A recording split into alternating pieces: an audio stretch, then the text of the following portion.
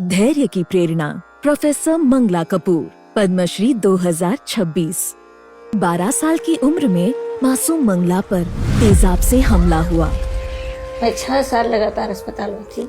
उनकी मां उन्हें इंदु महिला संगीत विद्यालय ले गई।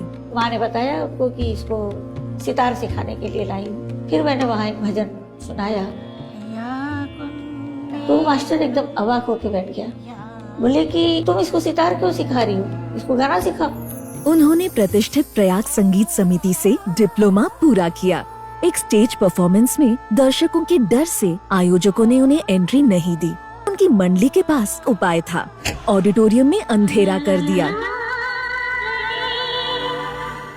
मंगला ने परफॉर्म करना जारी रखा और वाराणसी की लता से सुशोभित हुई।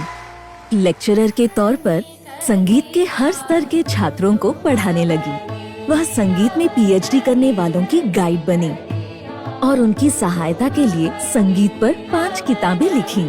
अपनी फाउंडेशन के जरिए दिव्यांग बच्चों का आत्मविश्वास बढ़ाने में रमी हुई हैं। प्रोफेसर मंगला कपूर, पद्मश्री 2026।